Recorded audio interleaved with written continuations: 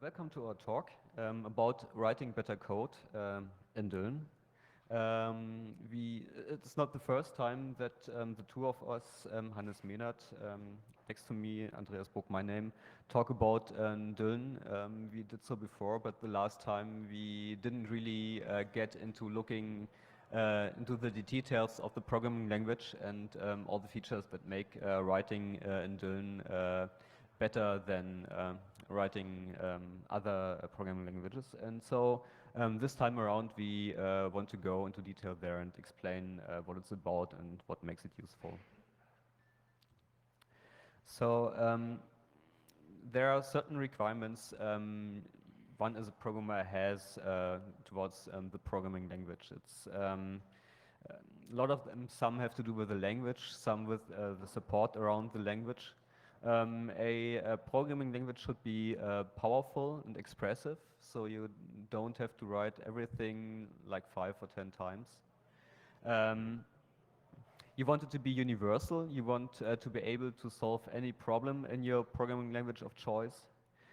You want it to be easy to learn. It's no good if you have to spend years and years until you understand how to write good programs in a programming language. You want your code to be fast. You want your code to be easy to read. You want to have an open source implementation. You want to have tools available, libraries, etc., etc. So if you look at existing programming languages, they fulfill some of the requirements here, some of the requirements there. C, for instance, is really, really widespread, and it's pretty easy to find a library doing things in C. It's universal. People write all sorts of code in C. Performance is very good. Programs written in C are usually very fast. It's unfortunately not very powerful. There are certain expressive features just lacking in C, like closures or real object system. You can do things to work around that, but it really doesn't cut the cheese. Of course, the support for tools in C is very good. Another language that comes to mind is Perl. Perl is pretty much universal. Well, not exactly everything is written in Perl. For instance, the Perl interpreter itself is written in C and not in Perl. So that's already a sign that it's not a universal language. It has certain niche markets. It's certainly powerful. It's very easy to write complex stuff in Perl. Well, it gets a little tricky if programs grow bigger, because at some point you start not to understand your language, your program anymore.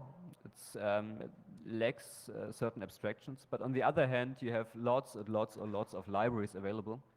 You go to cpan, you find what you need, and you glue 2 or 3 pieces together. That's where Perl excels. Performance is good as long as you're manipulating strings. For everything else, it becomes slower. It's not easy to read. So the average Perl code looks like somebody has fallen on the keyboard. There's an open source implementation, yes. If Emacs counts as an IDE, there's an IDE. But you see, there are certain niches fulfilled by different languages. And our language of choice is Dylan. And we think it excels in a lot of the points named here. So it's not easy for a language to get to the point where you really say it's useful for everything. You have lots and lots of hype languages, like Ruby, for instance, is the latest hype, which does have some pretty nice features, but unfortunately, again, performance isn't so good.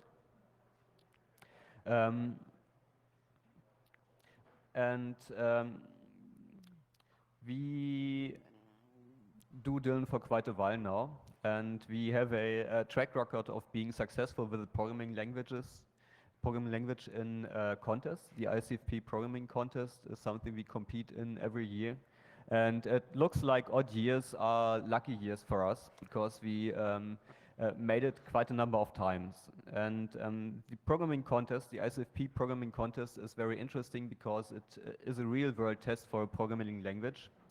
The challenges in that contest are usually not, they don't have a proper solution. So it's not like your standard university test where you can get 10 out of 10 marks for solving the problem correctly, but the problem is so hard that there's no single correct answer, and you have the programs compete against each other.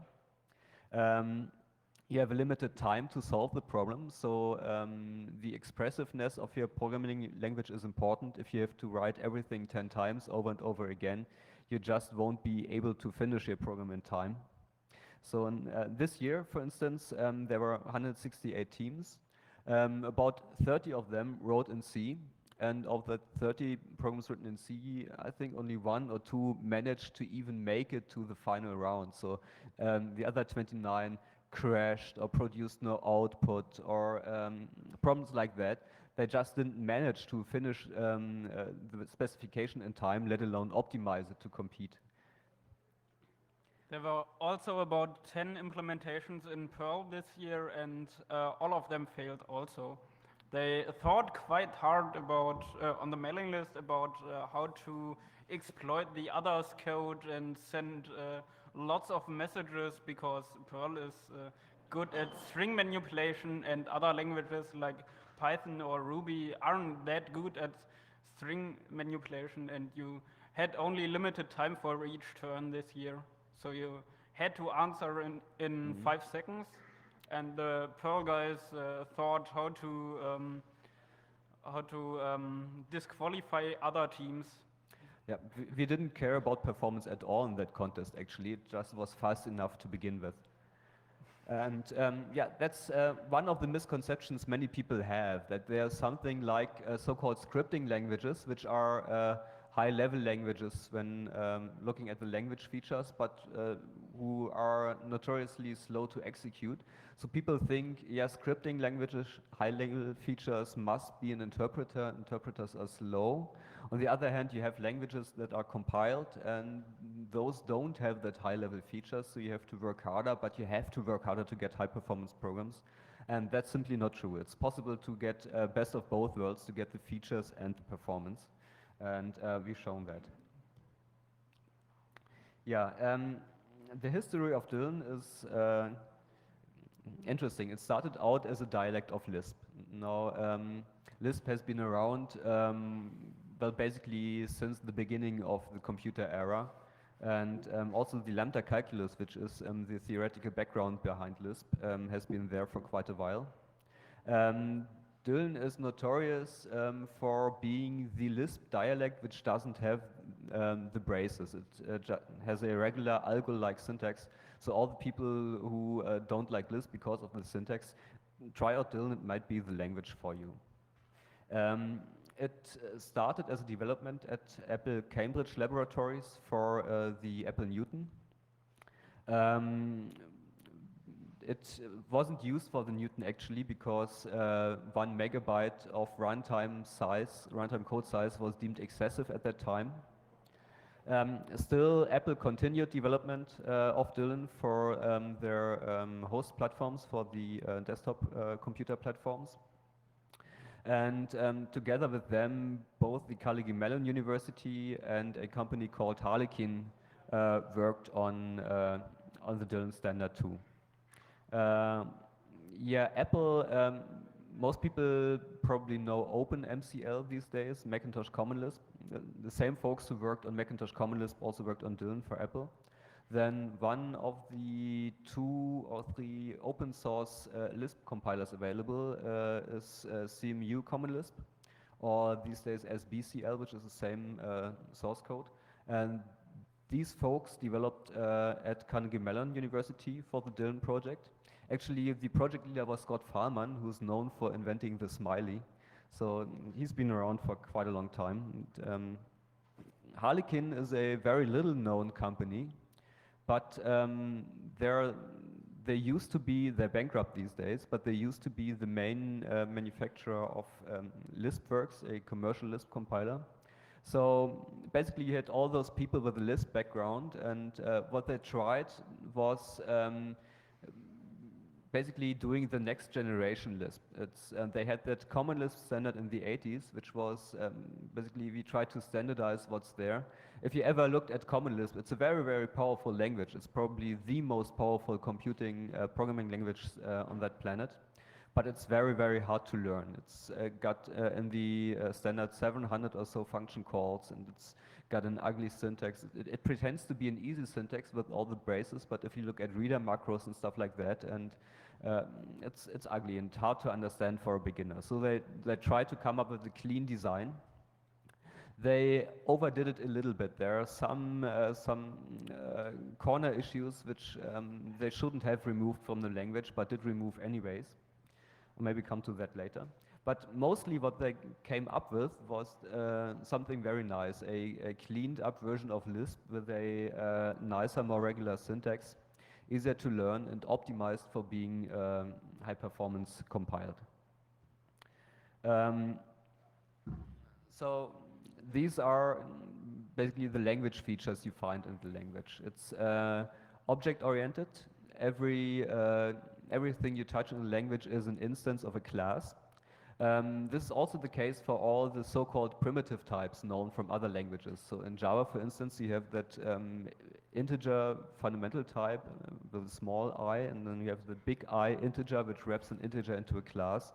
You have to encapsulate and decapsulate all of the time. And if you ask them why they did that, they say, oh, there are performance reasons. In fact, you can show that you don't have to do that you can put everything into a class structure. So that's also a difference to Common Lisp. In Common Lisp, not everything is an object. There's the Common Lisp object system clause, but it's basically attached at the side of the Lisp standard, and you have fundamental Lisp types which are not instances of classes. So in Dylan, you don't have that anymore. There's multiple inheritance. And again, Java is a language which dropped multiple inheritance. And if you write Java, you'll miss it. It's really so useful to just have some kind of functionality you mix into your class by inheriting from just another class. And for encapsulating behavior of classes in different abstract superclasses. And when you look at multiple inheritance in C++, it comes with a number of problems, because if you inherit the same class over multiple paths, you might end up having the same data slot twice in your class or not, depending on whether you do virtual inheritance or non-virtual inheritance, and the mind starts to boggle. And what's done in Dylan is so-called superclass linearization. It's also a trick borrowed from Common Lisp and the clause Common Lisp object system. Basically what you do is take all the superclasses and sort them into a list, into a linear list. And if you inherit from some class twice, the second inheritance path is removed. And that removes a lot of the hassle you have with multiple inheritance in other languages. It also removes lots of the performance problems multiple inheritance has. Multiple dispatch is a very peculiar thing. Most people who write object-oriented programs somehow think that object-oriented means we have classes, and classes consist of data and functions. If you call a function on a class, or you send a message to a class, that's what you know from C++ or from Java or from Smalltalk. But in practice, you don't have to. You can separate the functions and the data, and in Dylan actually classes encapsulate just data, and behavior and polymorphism of functions is encapsulated in so-called generic functions. It's pretty easy to explain what it's about. If you have A plus B, then plus is a function of A and B, and it's not natural to attach it to either A or to B. It's just a function plus. As in a regular language, you have verbs and nouns in a human language, and so you have in Dylan objects and functions. And multiple dispatch just means that for every possible permutation of arguments to a function, another method is selected. We will have an example later if that's confusing, but that's something to keep in mind. Multiple dispatch is a superset of the so-called receiver model of Smalltalk or C++, and it's more powerful, and in some instances it makes writing code much easier. Functions in Dylan are first class. That means you can put a function into a variable, you can pass a function around, and it's type safe. In C, you can have function pointers, which are a little bit like first-class functions, but not really, in that they are not type safe. But first-class function also means you can do funky tricks like map and reduce. We'll show them later. Types are also first class, which is something you don't get in C++. That means that every class is an instance of the class, and you can pass it around and can do implement things like factories very easily by just keeping a hash table mapping from like protocol elements in your via protocol to the classes implementing the protocol. You can pull out the class and create an instance of that class without having to say the name, just by having a reference to a type somewhere. Dylan is dynamically typed. That's something, well, most people know the strongly typed versus weakly typed distinction. There's also a statically versus dynamic typed distinction, and it's actually two different things. Lots of people confuse it. Even the Python inventor Van Rossum confuses those things, so it's very common. Dynamic typing basically means that every runtime instance of an object knows its class. Basically these days you have it anyways. In C++, since you have dynamic types and runtime type information, you have that in your types. It just doesn't feel very dynamic. You have it in Java as well, but again, it doesn't feel that dynamic because you have to specify the types of variables. You don't have to do that in Dylan. It's more feels like a scripting language, like working in Perl or something. You don't have to declare the type of a variable, and the variable doesn't have a type. It's just a binding to an object, and the object has a type. That's what it boils down to. So you write let I equals 23, and you don't care that I is an integer when declaring it. And that leads to you have to work less as a programmer. You have to write less code because you don't have to specify the type for your variables if you don't want to. But you also can make less mistakes. It's less work to change the types in your code. If you look at Windows code, for instance, sometimes the types of variables in the Windows API change, and then you have to go through all your code and change the type specifiers. And some people even use the Hungarian notation, so they have to change the type twice in all their code. And when you refactor your code, it just happens that the type of something changes, and the less changes you have to make to accommodate for that means less work, means less errors you can make. So dynamic typing is a convenience feature for programming, but it's also a feature of dynamism in your code. If you write in a statically typed language, you often start to emulate dynamic typing features by remembering some type information somewhere and then manually checking it. You usually notice in your C or C++ code, when you start to pass around void pointers and then cast them back to some type, that you really miss dynamic typing and want to have it. And it's Dylan does it the other way around. Metaprogramming is something here. I'm not sure if many people have heard it. It's metaprogramming or domain-specific languages. Basically, the idea is that you can change the grammar of your language to better accommodate your problem. We'll have an example for that later as well. So in order to work less, you describe the problem in a problem-specific language, and the programming language gives you a tool to change the language so you can develop your own language for describing problems. This comes in the form of macros. At the moment, Dylan macros work, well, they resemble C++ templates in a way, and that they don't work on text substitution, but they work on substitution on the parse tree.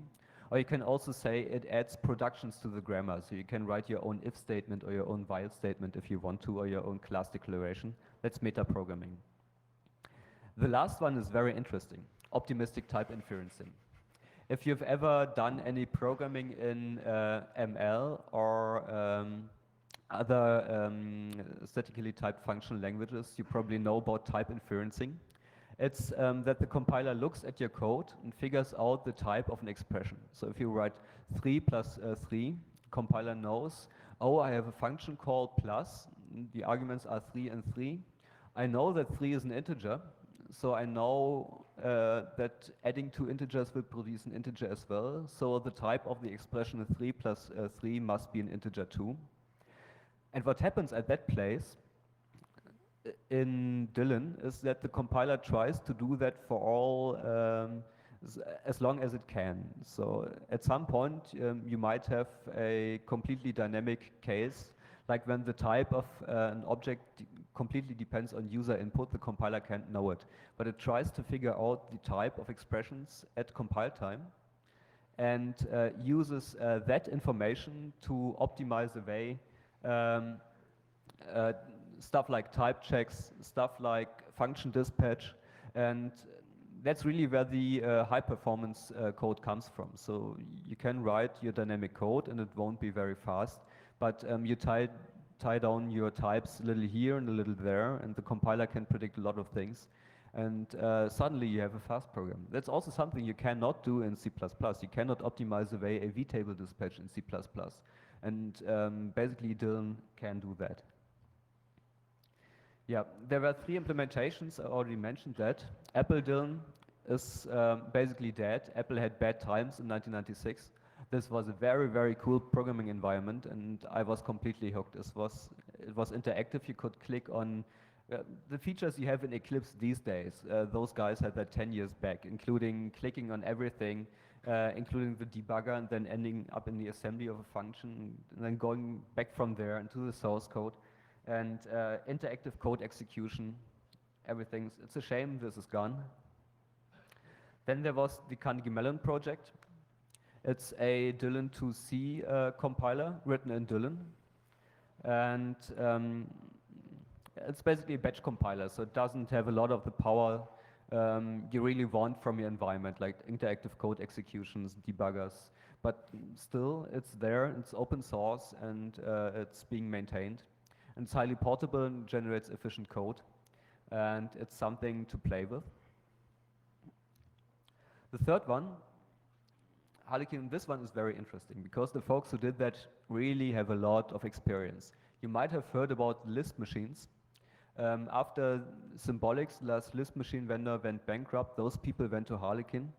And so the people who worked on that compiler really, really knew their stuff. It's the people who wrote the Emacs or Emacs clone for the Lisp machine, the compilers for the Lisp machine, the garbage collectors there. It's a Dylan compiler which compiles native x86 code. And it's got an IDE, it's got a debugger, it's got a profiler. It's got interactive code execution, so you can type little lines of code and try it out with the code base. It got hot code updates, so if you run into a bug, you can fix the bug and upload the changed function into your running executable. Try it out again. And it used to be a commercial project and really was a big investment. And Harlequin also went bankrupt for various reasons. They have not only been doing programming languages, but they also did intelligence software and PostScript rasterizer software, and it was a big mess, and so they went bankrupt. A lot of parts were bought. The Dylan compiler was bought by the programmers who wrote it because no other commercial entity wanted it. And we're in the very lucky situation that those people finally decided to open up all the source code as open source. And we have, it must be hundreds of person years into that code, about 1 million lines of code in our repository, which are now open source. It's so much code that with the 5 or 6 people in the maintenance project, we didn't even get around trying to compile all of the libraries which are there, and it's really a lot. And yeah, that's what we have been using. That's what we want to develop further. And basically, that's the powerful tool we want to have for our programming language. That's a little glimpse into the libraries which are there. So you have user interface, networking, regular expressions, persistent object stores, XML parsers, database interfaces, web server, mail server code, and probably lots of stuff we don't even know it's there. Dwim is an interesting point. If you ever done Common Lisp, you probably know Clim, the Common Lisp interface manager. And Dwim is done by the same person who did Clim before. So it's basically second generation Clim with most of the features of that. Yeah, that's finally a glimpse of Dylan code. After talking about all that, we're actually going to show you some code. So it has an algo-like syntax. It looks a little bit like Pascal, if you're used to that. Some people say that it's a little verbose, but the only thing really verbose about it, if you compare it to other languages, is that you have to write end. The alternative would have been doing the Python approach of using indentation instead of begin and end, or maybe another set of braces instead of begin and end, but in the end it doesn't really matter because I type fast enough so it isn't a problem. And if you have 2 or 3 pages of code in a function, you actually start to appreciate that there's something at the end of a code block that's not just a void space, and you have to guess where it ends and go up 2 pages and look for the beginning, go down again. So I think it's okay. Dylan comes with a lot of flexibility in choosing names for identifiers.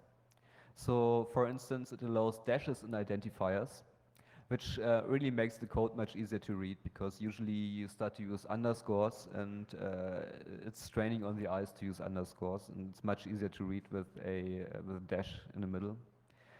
There are some naming conventions, like using angle brackets around type names or asterisks around global variables, predicate functions and in question marks, etc.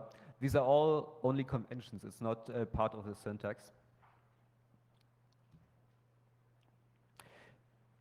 Yep, dynamically and strongly typed.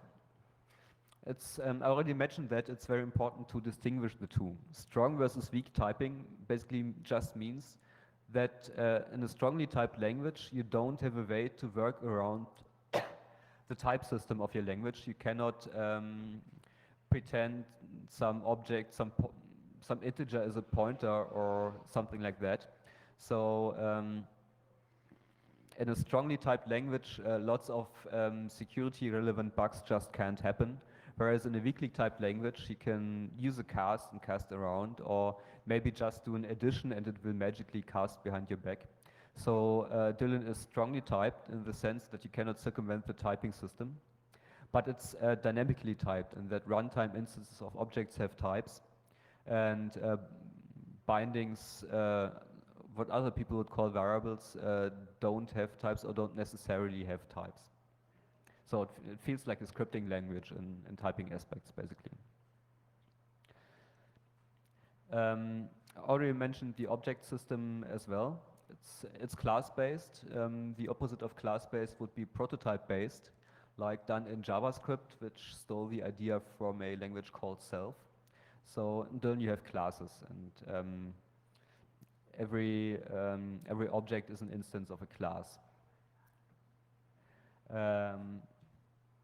And that's what a class definition looks like. There is a lot of syntactic sugar in such a class definition, but the point in that is that you usually don't have to write a constructor. You get around writing a constructor because all the usual cases are already covered. You see there's a square which inherits from a class rectangle, and what C++ would call a member, or other languages would call a field, is here called a slot. And there is a type declaration for the slot named X, which is of type number. So the two colons say here's a type. This is one, the type is actually optional. You don't have to write it. If you do write it, the compiler will check the type for you. So it does a type check on assignment. And it also knows that if you call a getter for that slot, that the object has a type number, uses that for optimistic type inferencing. I have a default value, which is 0. And then there's an init keyword. If I create an instance of a square, and usually a square is, an object is instantiated by calling the function make, I can pass an init keyword x or y and specify a number there. And there's also another slot, and you see it also has a keyword, but it's got a required init keyword. What that means is that if you don't pass that init keyword and don't pass a value for that slot, then the system will refuse to create an instance of the object. So basically what you defined here is if you create a square, you can pass an x and a y coordinate for placing the square, but you have to pass a slot, pass a width, which must be a number. One of the slots is constant, which means that no setter is generated. You can only set the object on instance creation. And that's also something the optimizer uses. So in this case, it knows that slots x and y are initialized. They're initialized to 0. So the slot cannot be uninitialized. So you don't have to include a check when accessing the slot of that object if it's initialized or not, because it always is. The same for the required init keyword. And also knows that this width slot is constant and can use that information for moving around expressions in your code for optimization, pulling stuff out of loops, etc., etc. I already mentioned keyword arguments. Here is an example of a function which has a keyword argument. So the function describe list, you always have to pass it my list, but optionally you can pass it a keyword argument verbose question mark. So you can say describe list, some list, and then verbose question mark colon true, and then the code is executed, but you can leave it away. So that's a way for having optional arguments.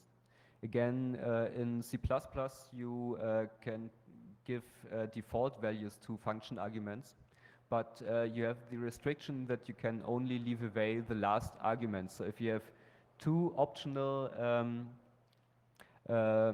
function arguments in a C++ function, you only want to pass the second one. You cannot do that because you have to pass the first one before, and you have more flexibility with those keyword arguments. Yeah, higher order functions. I already mentioned that functions are first-class types in Dylan, and higher order functions are functions operating on functions. And this usually allows to write very compact, very efficient code.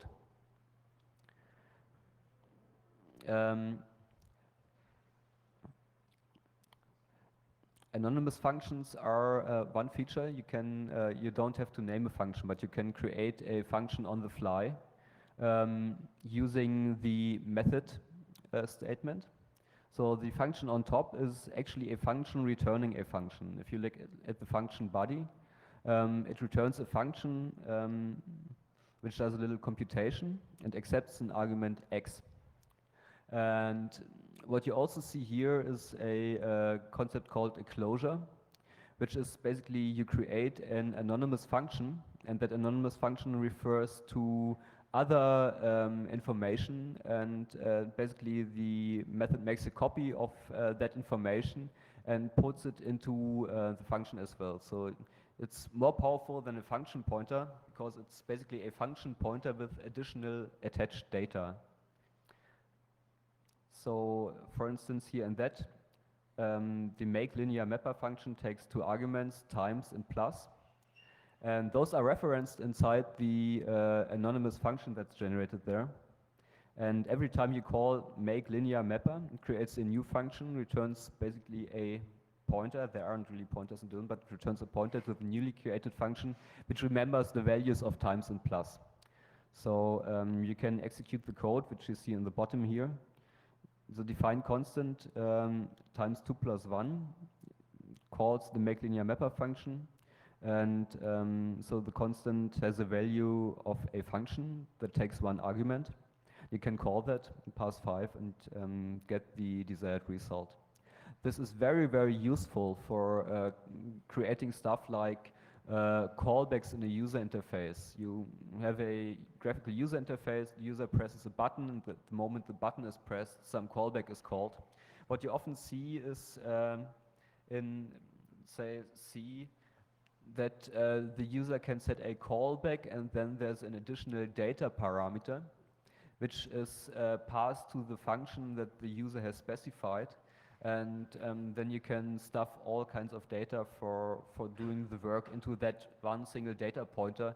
And what you usually do is create a structure and then cast it to a void pointer and put it in there. And when you pull it out back, you cast it back to the function you expect there is. But that's not very convenient, and it's basically not type safe.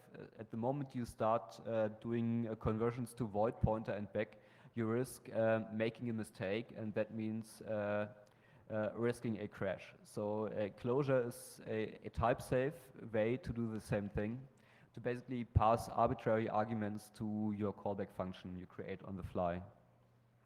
It's the function class, it doesn't have a public interface.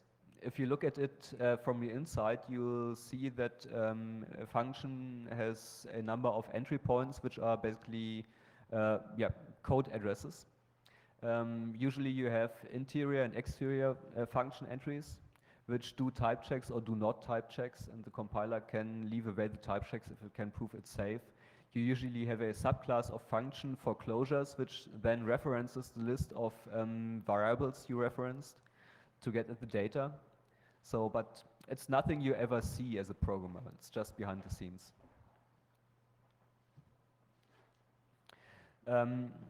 Yeah, there are other convenient functions that, something you should mention, if you have ever used Lisp, you'll know lambda expressions. And basically, what's called lambda in Lisp is called method here. It's the very same thing, just a different name. And the Lisp people call it lambda because of the lambda calculus.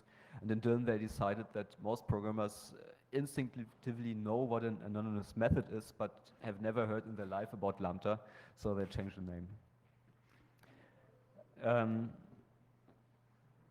Yeah, you can do other interesting things. Curry, for instance, takes a function and an argument and returns a function where that single argument is already on the list. So you can say curry von plus and 1, and that's an increment function because plus takes 2 arguments. If you say curry from plus and 1, one of the arguments is already put into the closure basically.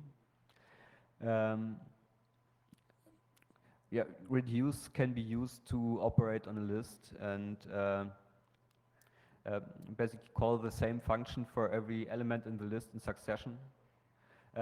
Map does something very similar, which calls a function for a list, for several lists of arguments. So it takes the first from argument and takes the first element from all the lists and passes it to the function and to the second one.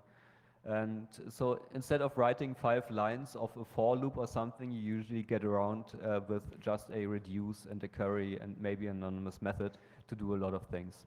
And you don't have to think of off by 1 errors in loops, because you simply use map and don't have to count the size of the list. Yeah, it's less typing, less opportunities to make errors, etc., etc. Yeah. You can call C functions pretty easily. That's how it is done. You import a header file. That's not standard Dylan, but it's something that works. Generic functions. It's that's what I mentioned when talking about multiple dispatch. that Dylan separates the idea of classes from the idea of functions. And a generic function is basically a collection of so-called methods for certain sets of parameters. So that's a very simple example because you only have one parameter that's passed to the method double. Can either be a string or a number.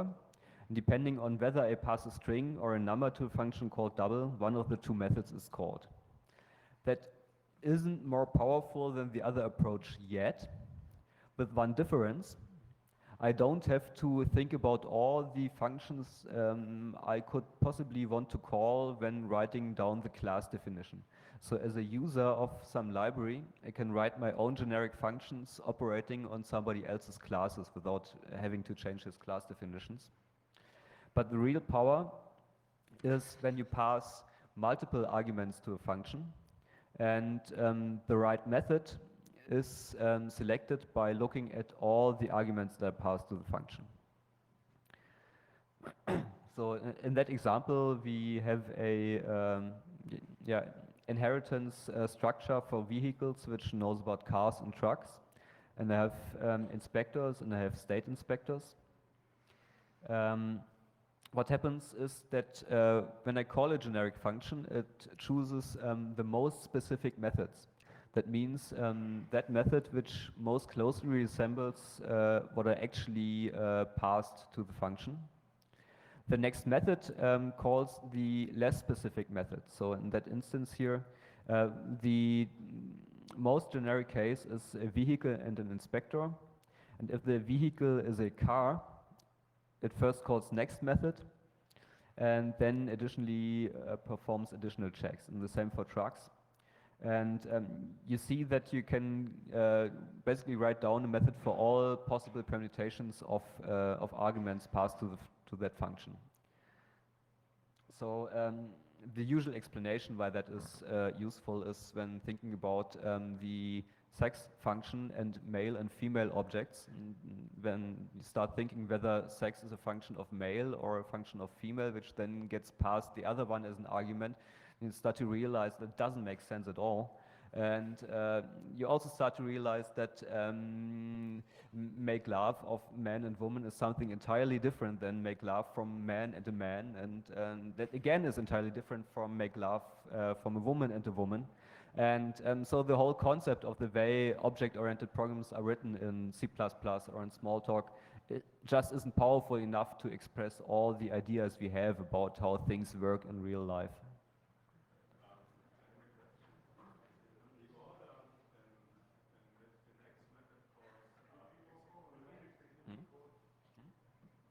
There's a question. The order in which the next method calls are executed, is it well defined, or is it just by accident? Or Yes, due to the superclass linearization, you have a single list which type is more specific than another type of a class.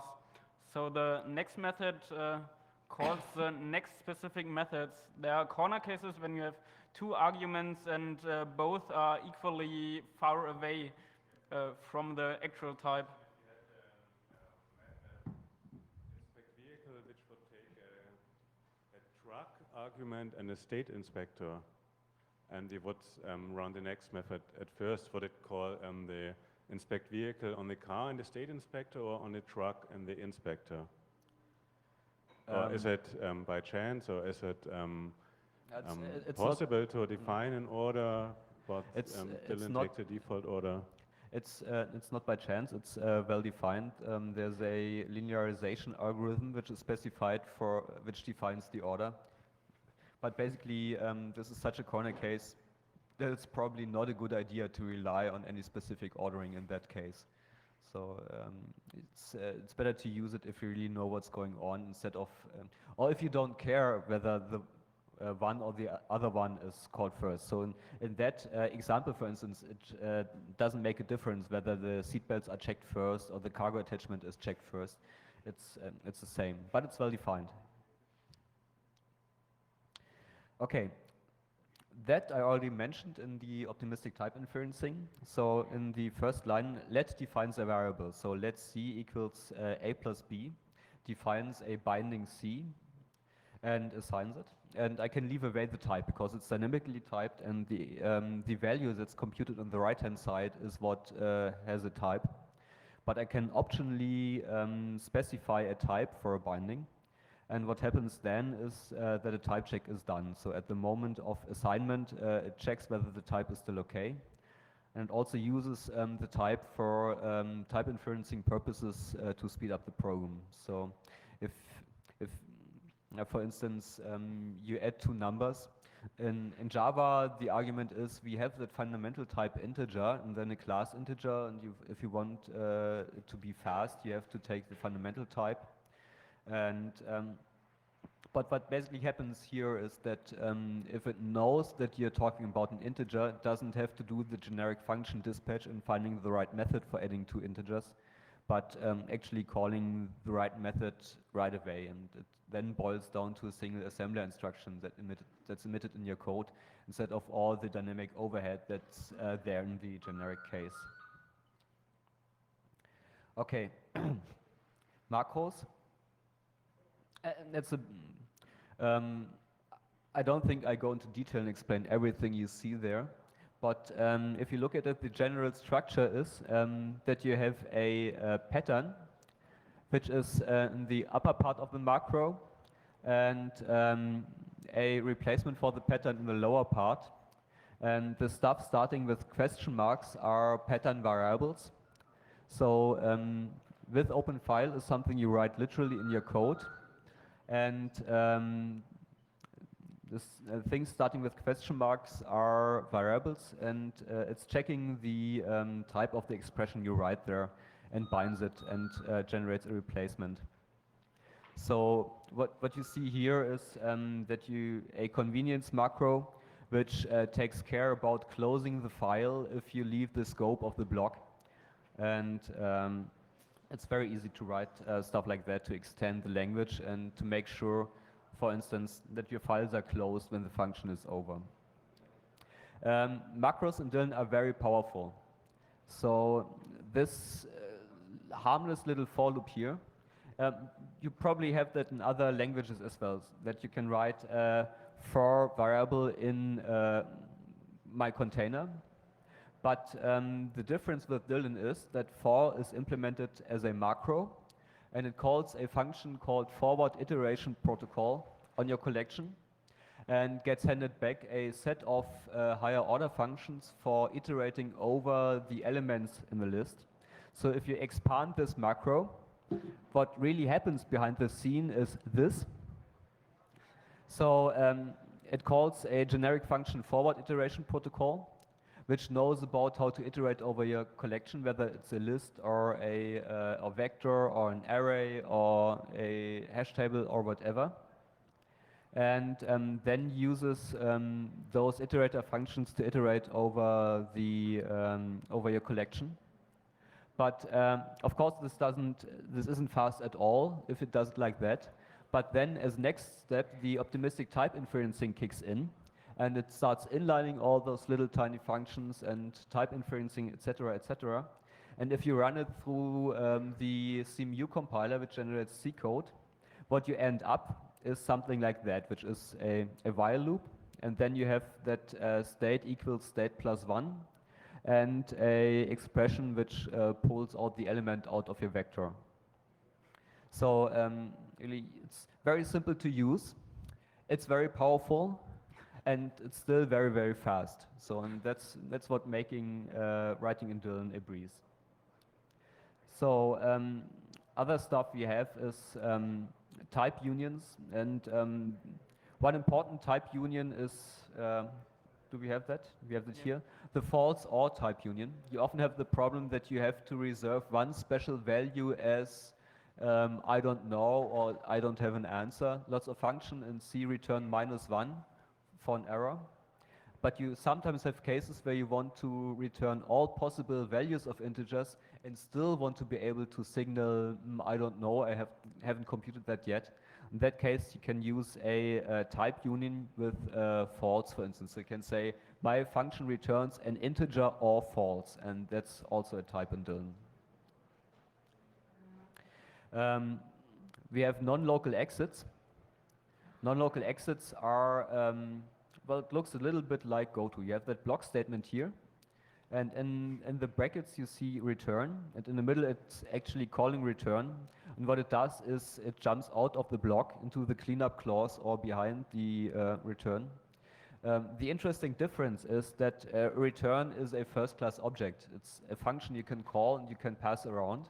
It's basically a continuation, but it's not a full continuation. It's a lexically scoped continuation for people who did scheme.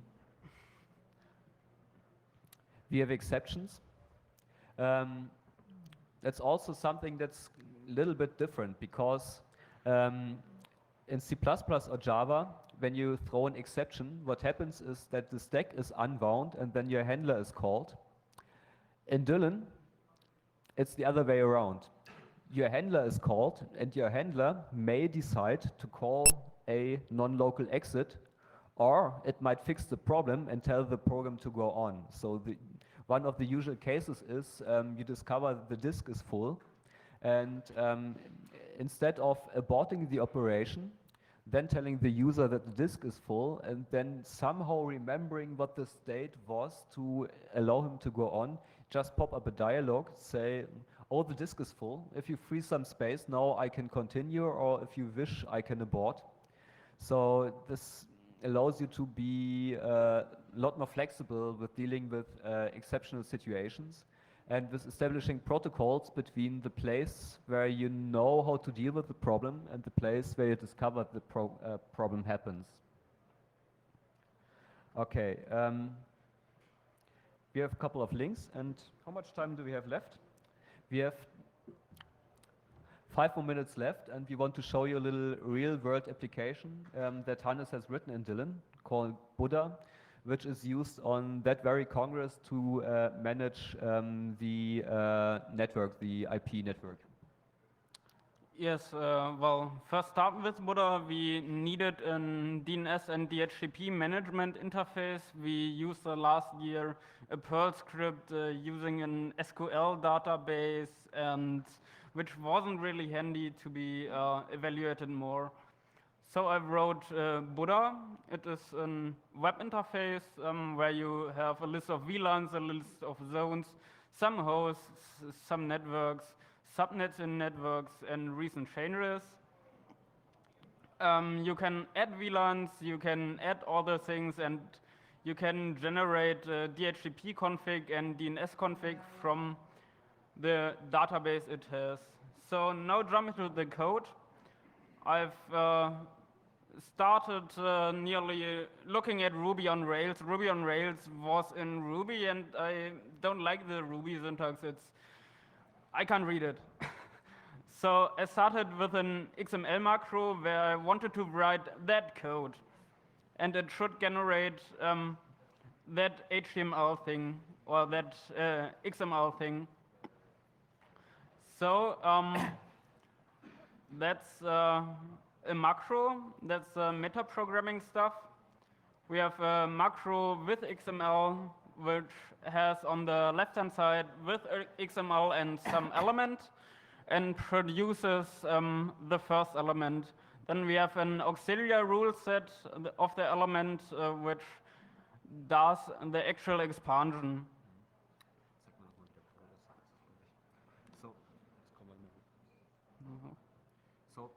I think the point here is that you see how the macro system is used to come up with a specialized language describing XML documents, and which allows to mix XML and code to execute to generate the XML.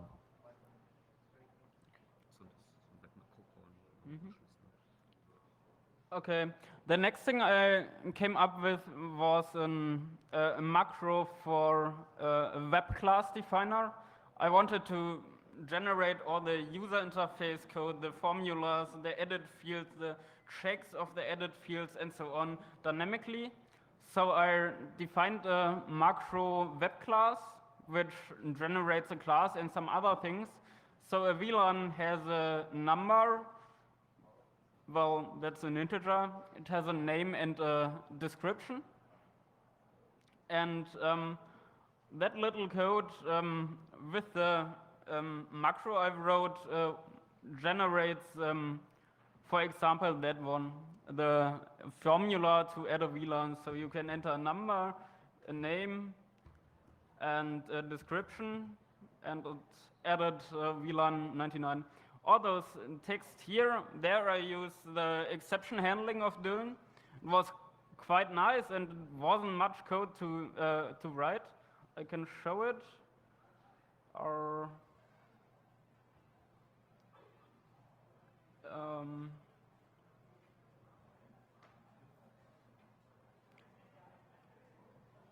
well, here, for example, it generates the edit form, the formula. It uses again the with XML macro and do some things, go over the slots and return default values and so on. So again, the idea is that as a programmer, you never ever want to write something twice. So if you want to add another thing for your web application, you don't want to describe it twice or 3 times or 4 times or 5 times by writing a template for showing all the instances, by having a template for editing, by having a template for this and for that. And so using the tools of Dylan, it was possible to come up with that defined web macro form, which does everything behind the scenes. If you want to add another type of network objects you want to manage, like say IPv6 networks, it will end up being something like 20 or 30 lines of code, again, which calls that macro. And it comes up with editing facilities where you can edit the slots and manage them and delete them, show them. And that makes programming easier because you only have to write it once. You cannot make it wrong the second time around. So I have to specify the check method which takes a VLAN and looks if the VLAN is okay, if it's not in use, the VLAN number and so on. And well, that's about 15 lines of code and it works. And it is used on several places. I also wrote a generic interface for editing all the stuff. So here everything is generated automatically. It has lots of things. Mm-hmm.